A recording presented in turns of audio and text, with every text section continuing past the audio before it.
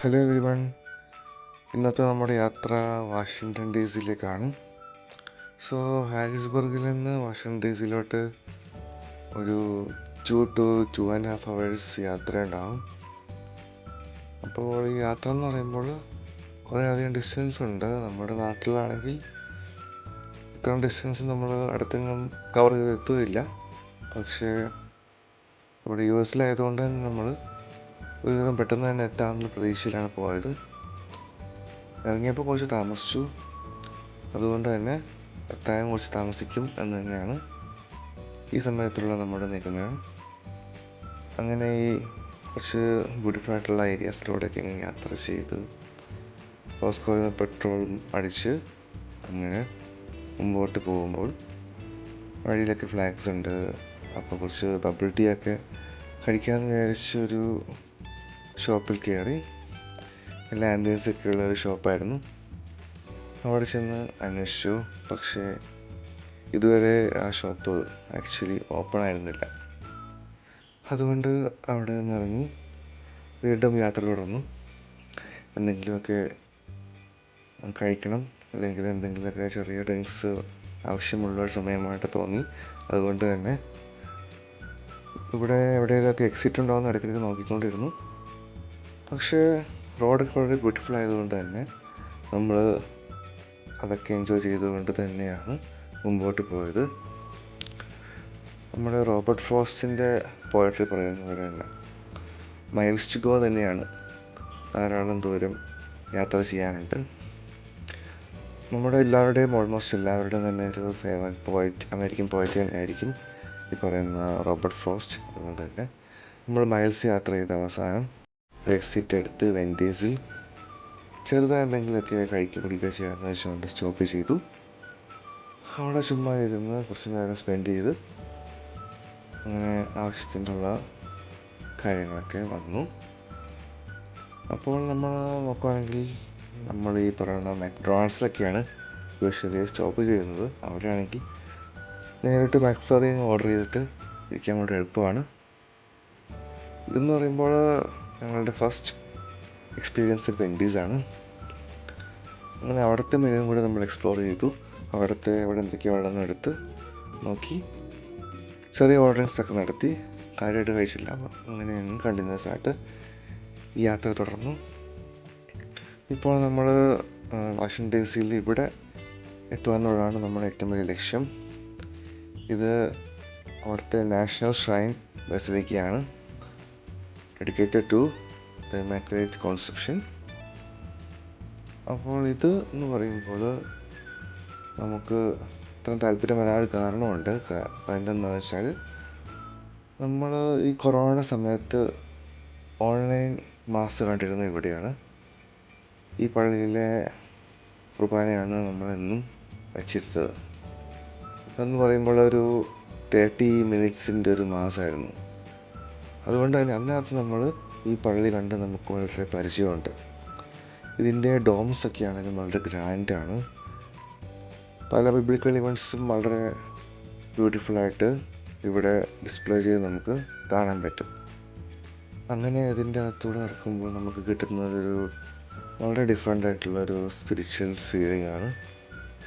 നമ്മളിപ്പോൾ getting closer to God എന്ന feeling ഇവിടെ നമുക്ക് കിട്ടും. പല രീതിയിലുള്ള പെയിൻറ്റിങ്സും അതുപോലെ തന്നെ സ്കൾപ്ചേഴ്സ് ഇവിടെ നമുക്ക് കാണാൻ പറ്റുന്നുണ്ട്. ഓരോന്നും ഡിഫറെൻ്റ് ആയിട്ടുള്ള ഇവൻറ്റ്സ് ഇവിടെ കാണിക്കുന്നുണ്ട്.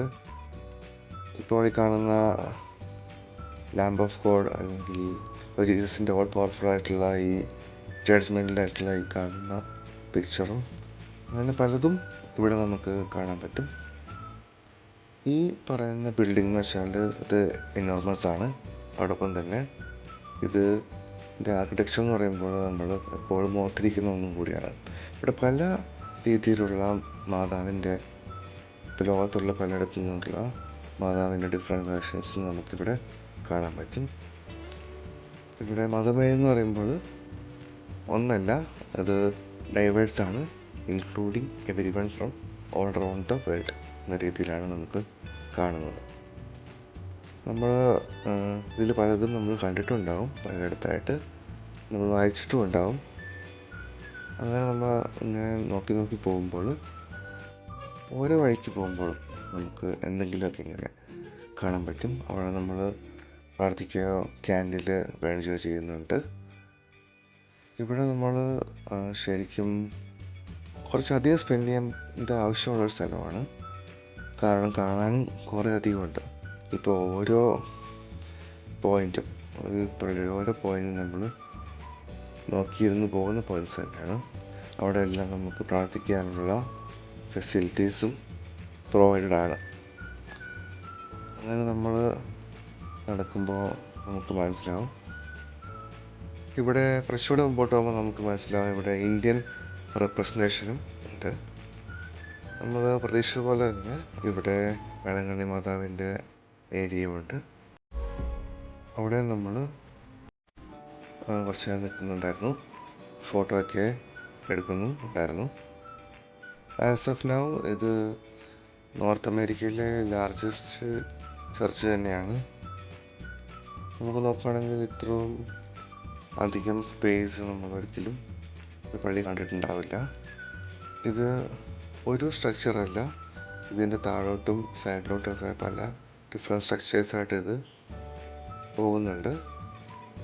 ഇതിൻ്റെ പുറത്താണെങ്കിലും നമുക്കറിയാം, കാണുമ്പോൾ ഒരു ബ്യൂട്ടിഫുൾ ആയിട്ടുള്ളൊരു ഫീലിംഗ് നമുക്ക് നൽകുന്നുണ്ട്. ഈ ബിൽഡിംഗ് എന്ന് പറയുമ്പോൾ അത് ഒരു സ്പിരിച്വൽ എക്സ്പീരിയൻസ് ആണ്. നിങ്ങൾ വാഷിംഗ്ടൺ DC വരികയാണെങ്കിൽ ഒരിക്കലും മിസ് ചെയ്യാൻ പാടില്ലാത്ത ഒരു സ്ഥലമാണ്. നിങ്ങൾ നിർബന്ധമായിട്ട് കണ്ടിരിക്കേണ്ട ഒരു ചർച്ചും കൂടിയാണ്. ഇവിടെ നിന്ന് നമ്മൾ സോനിയേഴ്സും മേടിച്ചിട്ടുണ്ടായിരുന്നു.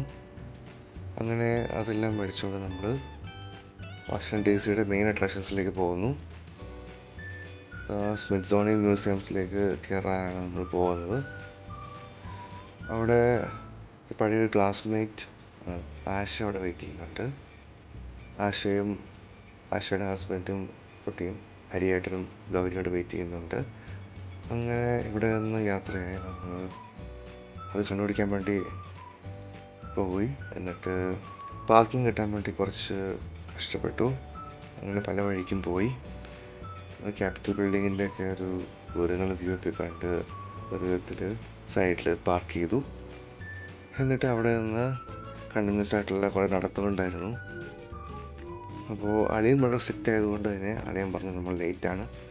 പക്ഷേ നമ്മളത് ആലോചിക്കുമ്പോൾ നമ്മൾ UC കോളേജിലൊക്കെ ആയിരുന്നപ്പോൾ എത്രയോ വെയിറ്റ് ചെയ്തിരിക്കുന്നു ഓരോരുത്തർക്കും വേണ്ടി, പരസ്പരം ഫ്രണ്ട്സിന് വേണ്ടിയൊക്കെ. സോ വെയിറ്റിംഗ് പറയുമ്പോൾ നാച്ചുറലാണ്. അതുകൊണ്ട് തന്നെ നമ്മൾ സമാധാനമായിട്ട് അവിടെ പോയി.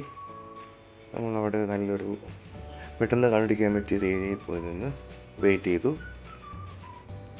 അങ്ങനെ നിന്ന് ഇതൊക്കെ കണ്ടുകൊണ്ട് അതൊക്കെ കൂടുതലും ഇത് കുട്ടികൾക്ക് വളരെയധികം ഇൻട്രസ്റ്റിംഗ് ആവും എന്ന് തോന്നുന്നു.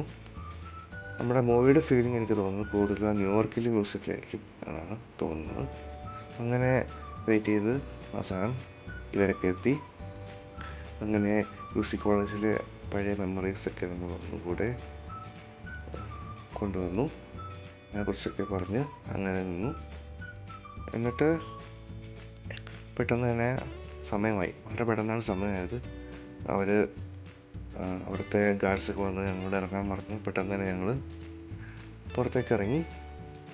എന്നിട്ട് അവിടുത്തെ പുറത്തുള്ള ഐസ്ക്രീം ട്രക്കിൽ നിന്ന് ഐസ്ക്രീം ഒക്കെ മേടിച്ച് കഴിച്ച് കുറച്ച് നേരം കൂടെ നിന്ന് കുറച്ചുകൂടെ വർത്തമാനം പറഞ്ഞൊക്കെ നിന്ന് മ്യൂസിയം കുറച്ചുകൂടെ കാണാൻ പറ്റിയാണ് നേരത്തെ വന്നിരുന്നതെന്ന് ആലോചിച്ചു. പക്ഷേ ബാക്കിയുള്ള മോണമെൻറ്റ്സ് വഴി നടക്കാം എന്ന് വിചാരിച്ചു. പക്ഷേ അപ്പോഴേക്കും വളരെയധികം ക്ഷീണിച്ചു. അവിടെ വളരെ തിരക്കായി. ഈ കാണുന്ന വാഷിംഗ്ടൺ മോണമെൻ്റ് എന്ന് ദൂരെ നിന്ന് കണ്ടു. ഇതൊരു ഒബലിസ്ക് ആണ്. ഈ ഒബലിസ്ക് എന്ന് പറയുമ്പോൾ ഈജിപ്തിലൊക്കെ ഉള്ള കൈൻഡ് ഓഫ് തിങ്. ഇപ്പോൾ നമ്മൾ വത്തിക്കാനിലും പണ്ട് റോമൻ എംപയറിൻ്റെ ഭാഗമായിട്ട് വന്ന ഒബലിസ്ക് ഉണ്ടായിരുന്നു. സോ അങ്ങനെ അതൊന്ന് കണ്ടു, ഓടിച്ചിട്ട് കണ്ടു. പെട്ടെന്ന് തന്നെ അവിടെ നിന്ന് ഇറങ്ങി. കാരണം വളരെ ടയർഡായി, സമയം കുറേയായി. വാഷിംഗ്ടണിലേക്ക് വീണ്ടും വരേണ്ടി വരും. കാരണം കുറേ അധികം നടന്ന് കാണാൻ, ഈ സമയത്ത് നടന്ന് കാണാനുള്ള ഒരു ശക്തി നമുക്കുണ്ടായില്ല. അതുകൊണ്ട് തന്നെ ജസ്റ്റ് വഴിയിൽ കുറച്ച് നേരം സ്റ്റോപ്പ് ചെയ്തു. കുറച്ച് ബ്യൂട്ടിഫുൾ ആയിട്ടുള്ള ഒരു ഏരിയ ഇവിടെ ഉണ്ടായിരുന്നതുകൊണ്ട് തന്നെ വെറുതെ അവിടെ കുറച്ച് നേരം സ്പെൻഡ് ചെയ്തു. ഒരു തണുപ്പൊക്കെ ഉണ്ടായിരുന്നതുകൊണ്ട് തന്നെ അങ്ങനെ ചുമ്മാ നിന്നിട്ട് അവിടെ നിന്ന് പതുക്കെ വീണ്ടും യാത്ര ആരംഭിച്ചു ബ്യൂട്ടിഫുൾ ആയിട്ടുള്ള വീതികളിലൂടെ തന്നെ. എന്നിട്ട് വീണ്ടും അവിടെ സ്റ്റോപ്പ് ചെയ്തു. അത് മക്ഡൊണാൾഡ്സ് ആണ്, നമ്മുടെ യൂഷ്വൽ പ്ലേസ്. എവിടെയാണെങ്കിലും നമ്മുടെ യൂഷ്വൽ പ്ലേസ് ആണ് മക്ഡൊണാൾഡ്സ്. അപ്പോൾ അവിടെ സ്റ്റോപ്പ് ചെയ്ത് അവിടെ നിന്ന് യൂഷ്വൽസ് കാര്യങ്ങളൊക്കെ തന്നെ കഴിക്കുക എന്നുള്ളതാണ് ലക്ഷ്യം. അങ്ങനെ മക്ഫ്ലറി എന്തായാലും ഓർഡർ ചെയ്തു. ബാക്കിയുള്ള കാര്യങ്ങളും കുറച്ച് ഓർഡർ ചെയ്ത് കഴിച്ച് അങ്ങനെ ആ ട്രിപ്പ് അവിടെ എൻഡ് ചെയ്തു. So until next time, say good bye. Thank you.